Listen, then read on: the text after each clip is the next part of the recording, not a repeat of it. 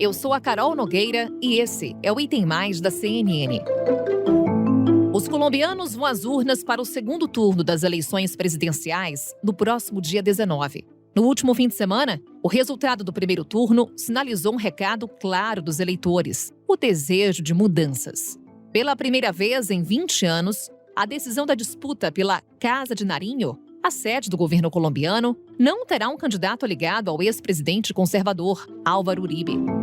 Depois de uma reviravolta surpreendente na votação de domingo passado, a disputa na Colômbia está entre um representante das forças de esquerda e um outsider, visto como um populista de direita. Aqui na Colômbia, a gente esperava uma surpresa e surpresa tive, porque o Gustavo Petro, o candidato da esquerda, que ele intenta se voltar o primeiro presidente da esquerda da história da Colômbia, vai ter que se enfrentar contra o empreendedor de 77 anos, Rodolfo Hernández.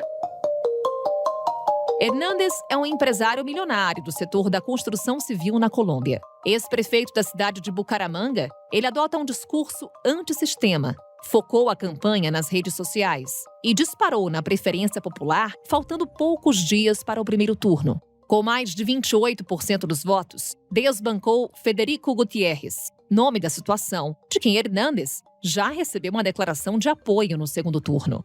Do outro lado está o senador Gustavo Petro, ex-prefeito da capital, Bogotá, e ex-guerrilheiro, que alcançou mais de 40% dos votos no primeiro turno, em sua terceira tentativa de colocar a esquerda no comando do país.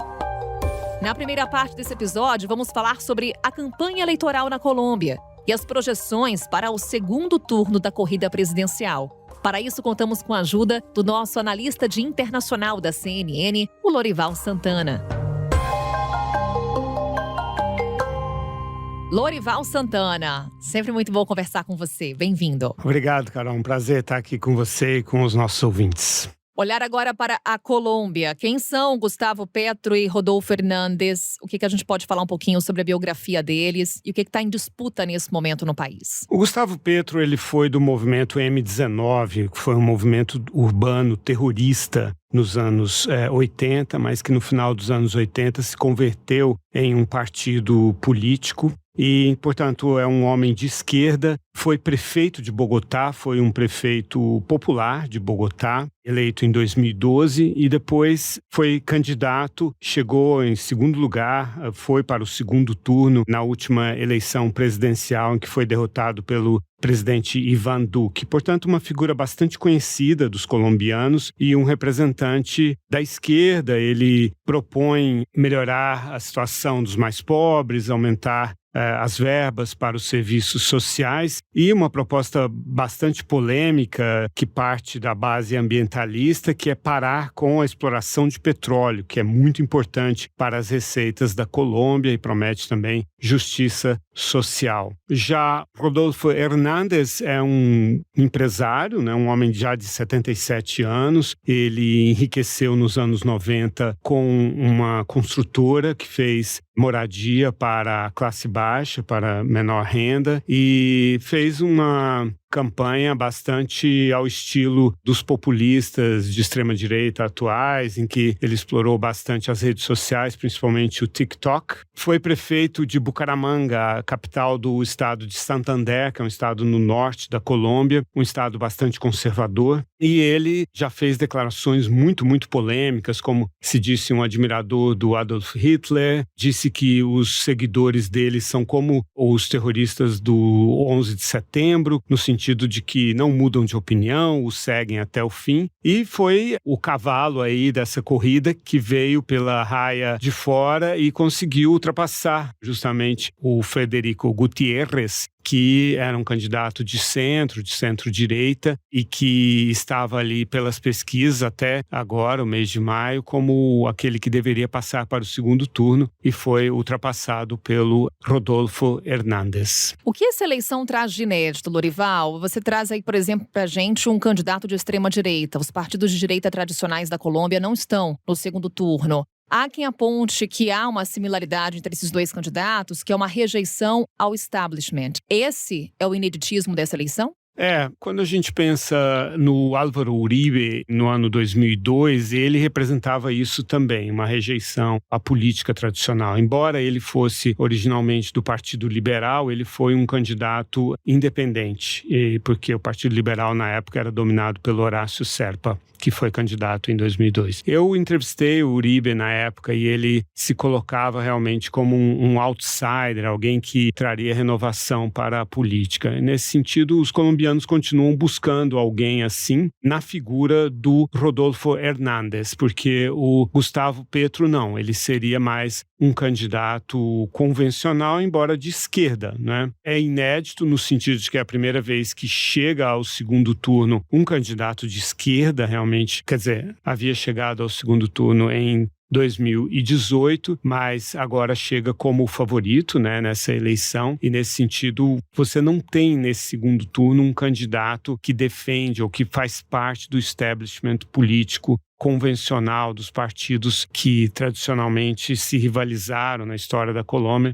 que foram o Partido Liberal e o Partido Conservador e as ramificações que vieram desses dois partidos. Não, o Gustavo Petro e o Rodolfo Hernández vêm de origens que rompem com essas estruturas. Lorival, você falou de Álvaro Uribe, daí a expressão uribismo. Tivemos o fracasso este ano. O que explica isso? Bom, num certo sentido, o presidente Juan Manuel Santos, que foi eleito em 2014, governou de 2014, entre 2014 e 2018, embora ele tivesse sido um vice-presidente do Álvaro Uribe e ministro da Defesa, ele, de uma certa forma, entre aspas, traiu o Álvaro Uribe ao fazer o acordo com as Farc, né, ao processo de paz. Ele foi um candidato apoiado pelo Uribe, que era muito popular na época, mas o Juan Manuel Santos já foi uma ruptura com o uribismo. Mas, de fato, o que isso significa é uma fadiga com relação àquela alternativa do Álvaro Uribe, que, como eu disse, se apresentava como alguém novo, diferente, mas que não atendeu aos anseios dos colombianos, que são um povo bastante politizado, bastante exigente, né, e que está descontente, sente que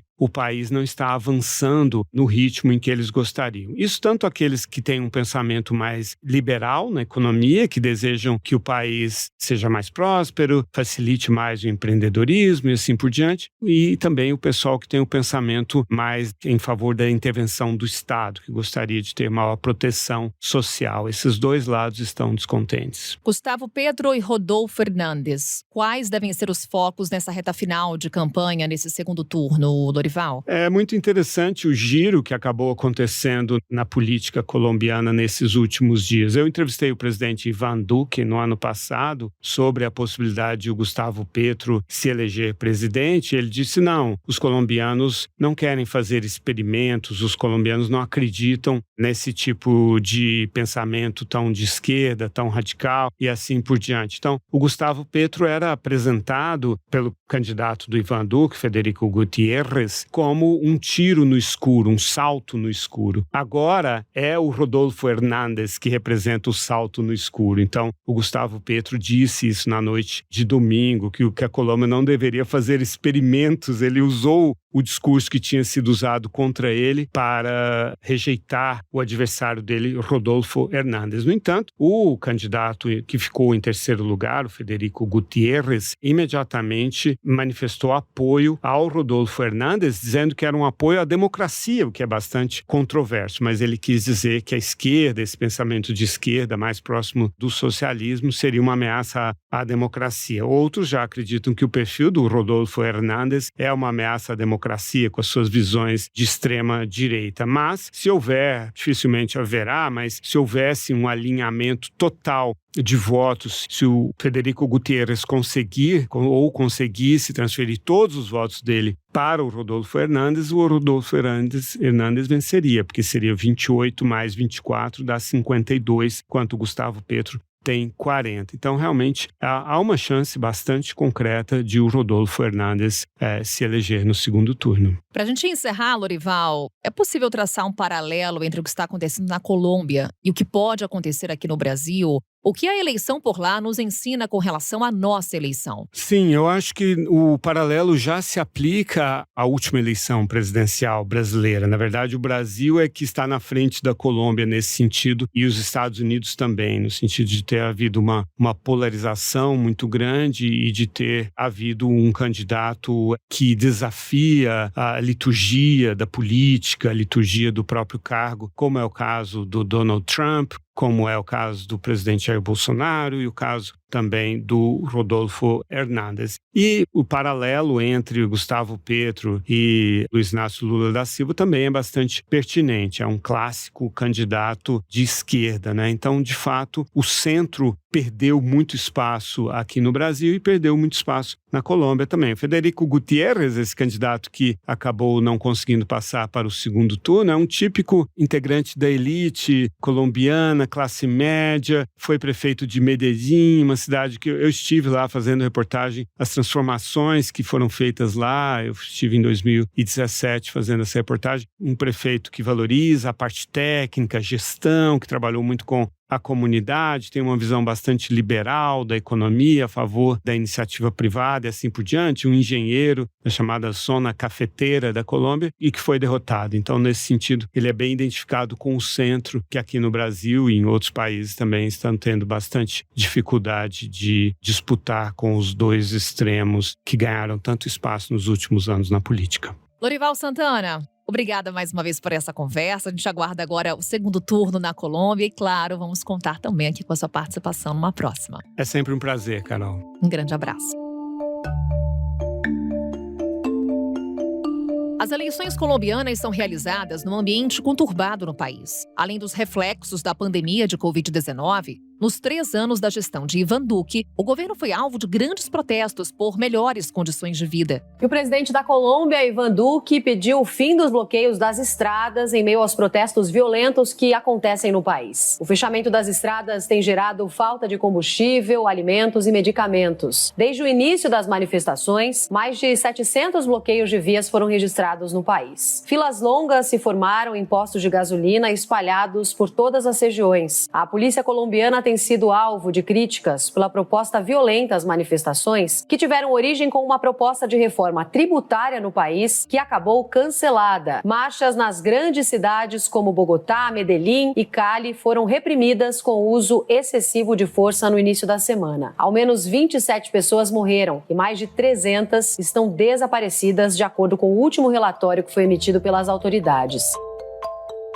Mas a violência da repressão às manifestações no país não foi a única fonte de preocupação entre os colombianos. A tensão entre o governo e grupos guerrilheiros, que havia dado uma trégua, voltou a ficar acirrada no fim do ano passado. Autoridades da Colômbia acusaram dissidentes das Farc, as Forças Armadas Revolucionárias da Colômbia, de terem explodido um carro-bomba em uma cidade no oeste do país. 43 pessoas ficaram feridas, incluindo 11 autoridades públicas. O presidente Ivan Duque classificou a ação como um ato terrorista.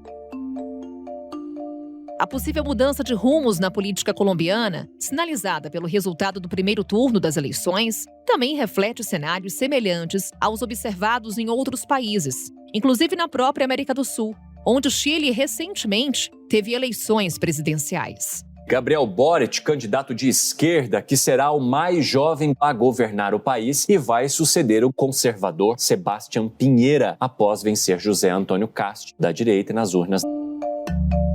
Na segunda parte desse episódio, vamos falar sobre as expectativas, o que esperar do futuro da Colômbia com um novo presidente. Quem nos ajuda a entender esse cenário é o Arthur Murta. Ele é professor de Relações Internacionais da PUC de São Paulo.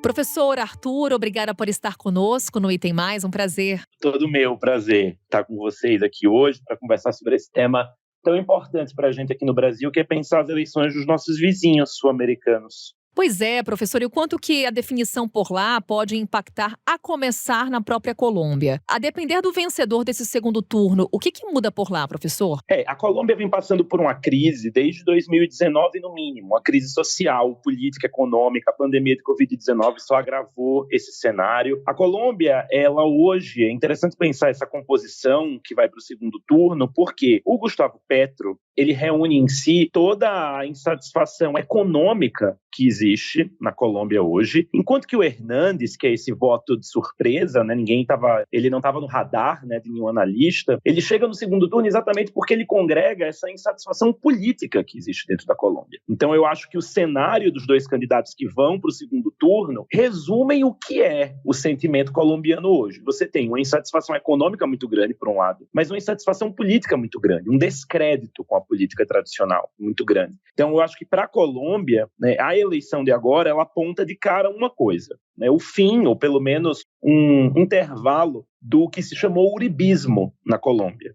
Esse período do uribismo, que remete ao período do governo do Álvaro Uribe, que foi presidente da Colômbia, né, há mais ou menos 20 anos, durante o governo Lula aqui no Brasil. O uribismo, ele tinha essa perspectiva de combate ao narcotráfico, de uma mão mais dura, ou seja, era um governo muito mais atrelado a uma militarização do país como um todo. E o Iván Duque, que é o atual presidente da Colômbia, ele ainda foi, né, esse candidato uribista. Então, a eleição de agora nos permite fazer poucas análises a médio prazo que seja, mas de cara faz a gente perceber isso. Primeiro, como cada candidato sistematiza a insatisfação econômica de um lado, política de outro, e, a priori, o uribismo não tendo mais a força que já teve na Colômbia em outro momento. Teremos, então, o segundo turno de economia versus política, professor, pelo que o senhor detalha para a gente. A questão é, onde estão essas insatisfações? Para ser mais clara, professor, como é que essa insatisfação econômica e essa insatisfação política, elas se materializam? Onde elas estão concretizadas? Certamente. Inclusive, eu acho que quando a gente fala de economia, a gente pode até pensar dois grupos econômicos distintos. Eu acho que um grupo popular, ou seja,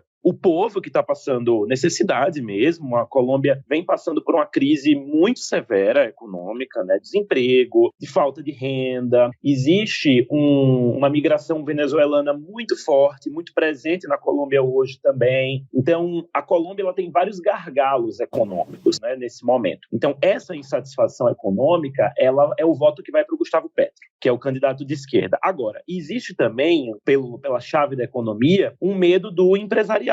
Eu acho que o empresariado, os investidores, eles têm muito receio do que pode ser a agenda do Gustavo Petro, porque vai ser a primeira vez na história da Colômbia que a Colômbia teria um governo de esquerda, com agenda econômica, portanto, de esquerda, num cenário, acho que isso é importante destacar, num cenário em que a bancada do Congresso, ela é majoritariamente uma bancada de esquerda também, né? A gente já teve as eleições do Congresso da Colômbia no início desse ano, então os investidores têm muito medo do que é que um governo de esquerda, com maioria no Congresso, poderia eventualmente ter uma virada, né, nessa chave econômica da Colômbia. Então acho que pensando em questões econômicas, fica muito evidente como que você tem interesses distintos, ou seja, de acordo com a chave da economia, o eleitor ele se divide num medo econômico ou num apoio, né?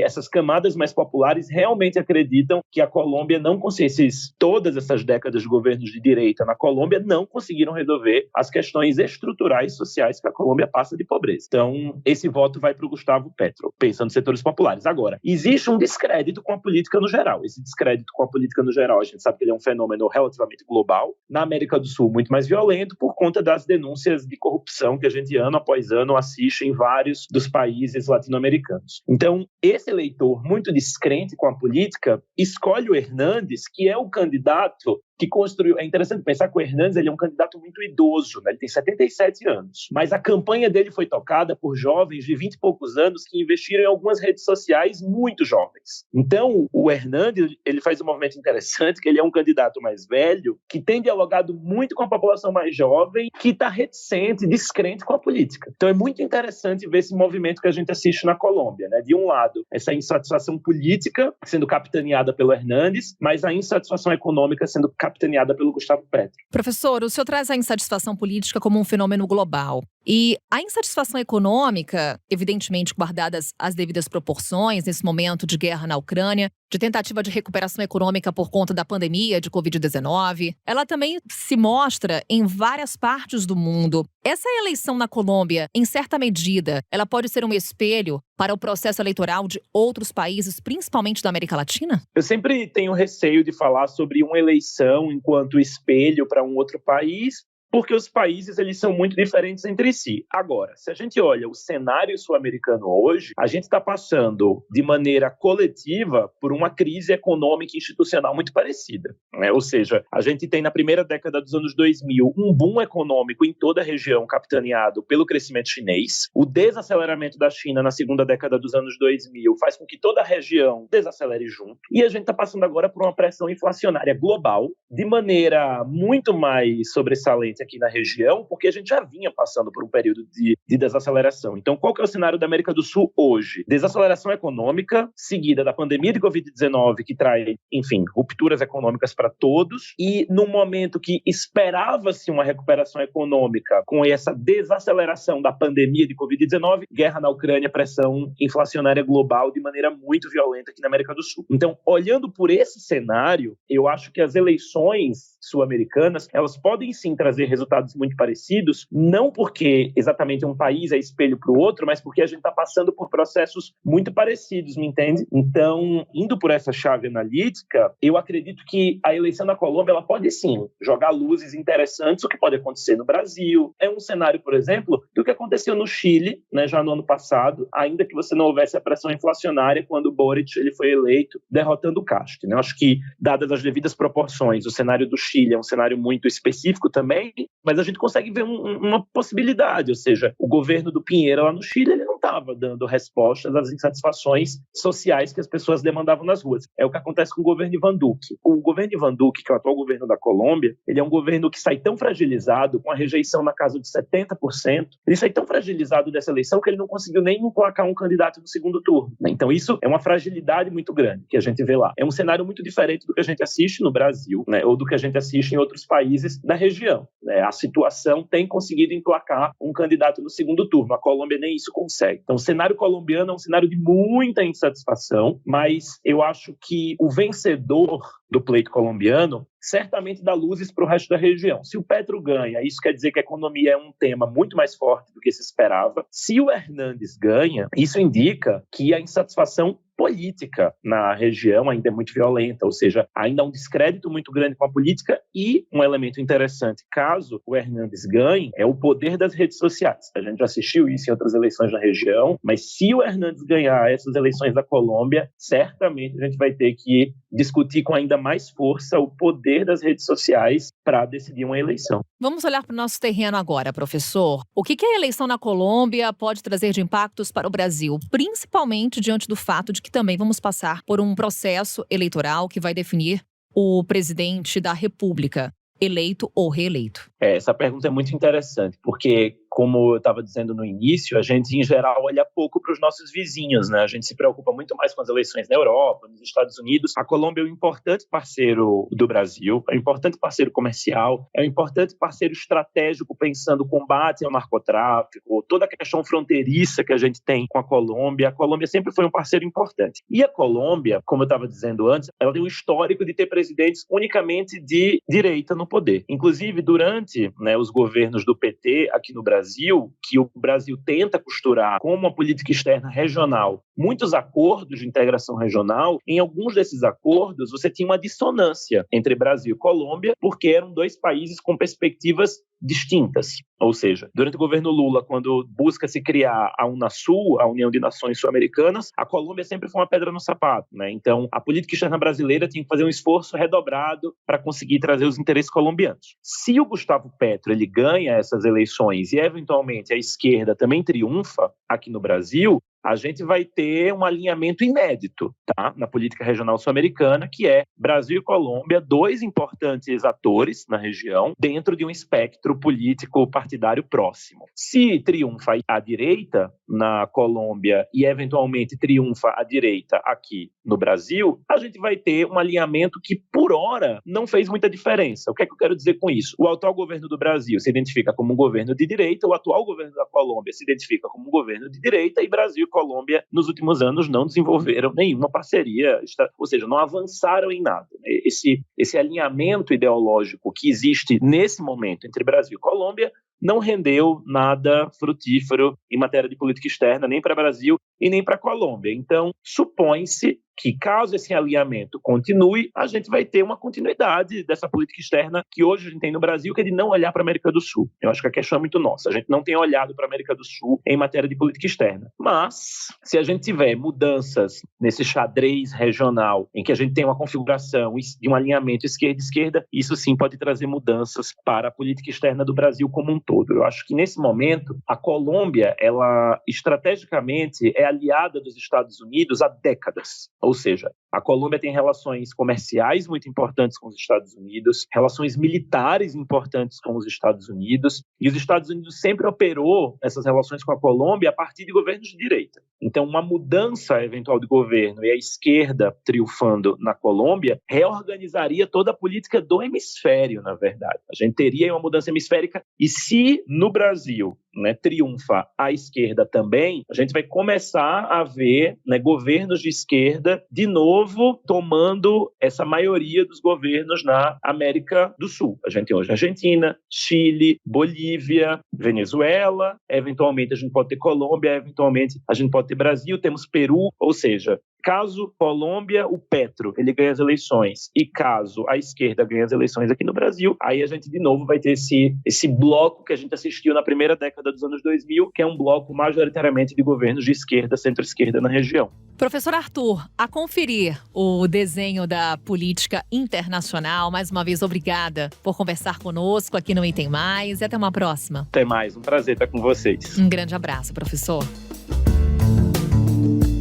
Nós ficamos por aqui, claro, acompanhando o desenrolar da campanha eleitoral na Colômbia e como será o segundo turno por lá. Voltamos a nos encontrar amanhã com outro assunto.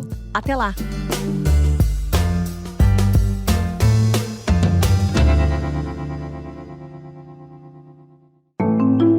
Com a minha apresentação, Carol Nogueira, este podcast foi produzido pela Maremoto para a CNN Brasil. Roteiro e pesquisa, Lucas Scherer. Pauta e produção, Danilo Santana. Edição e sonorização, Murilo Lourenço. Coordenação geral, Paula Weinberg e Felipe Gomes. Coordenação de produto, Verônica Schneider. Coordenação editorial, Diego Toledo.